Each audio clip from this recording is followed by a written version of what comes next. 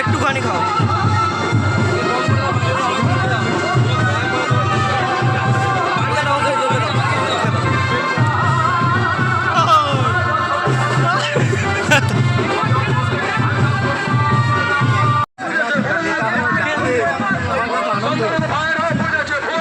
আমার জীবনে এইটাই চা পাওয়া ছিল, হয়ে গেল। বাবার কথা শুনে এবার জেতাটা অপেক্ষা থাকলে সোমনাথের কাছে আবার যে পুজো দিয়ে আসবো, বাবার কাছে যে পুজো দিয়ে আসবো যে আমার স্বপ্নটা সার্থক হয়েছে, ঠিকানাটাও সার্থক হয়েছে।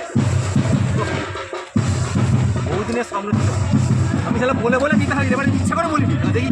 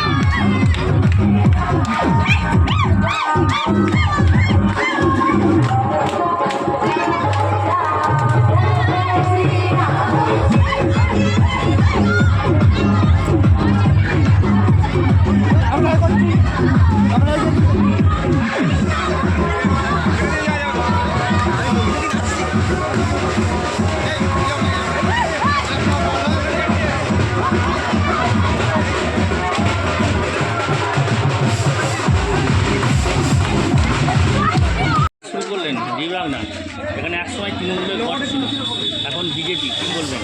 আরামবাগের কোথাও তৃণমূলের গড় আপনি খুঁজে পাবেন না। একটা সময় ছিল যেখানে সালেপুরে তৃণমূলের সন্ত্রাসের ত্রাস বলা হতো, সালেপুর 2, সালেপুর 2 নম্বর অঞ্চল। সেই সালেপুর 2 নম্বর অঞ্চলে আমি কন্টিনিউ 5 দিন যেয়ে প্রচার করেছি, প্রতিটা বুথে বুথে যেয়ে প্রচার করেছি।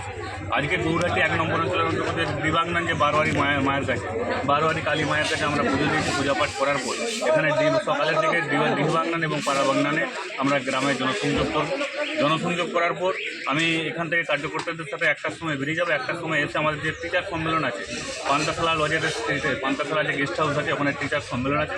টিচার সম্মেলন কমপ্লিট করার পর আমি 3টের সময় মলয়পুরে যাবো। মলয়পুর সেখানে আমাদের এসটি সমাজকে নিয়ে একটা সম্মেলন করবো। সম্মেলনে যোগ দেওয়ার পর আবার বৈকাল 4টে থেকে সন্ধ্যে 7টা পর্যন্ত কন্টিনিউ আরামবাগ 1 নম্বর পৌরমণ্ডলের অন্তর্গত 7 নম্বর ওয়ার্ডের যে উত্তরায়ণী পল্লী, কয়রাপাড়া এবং পশ্চিম পাড়ায় জনসংযোগের মাধ্যমে আজকের কার্যক্রম।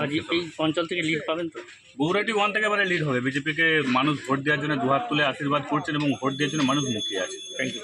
জ্যোতিষ জগতে অদ্বিতীয় ডক্টর অঞ্জন শাস্ত্রী, আপনার উজ্জ্বল ভবিষ্যতের একমাত্র দিশারি। Call for booking 7477886099 or log in www.anjanshastri.com। Download করুন আমাদের exclusive mobile app astro Anjan.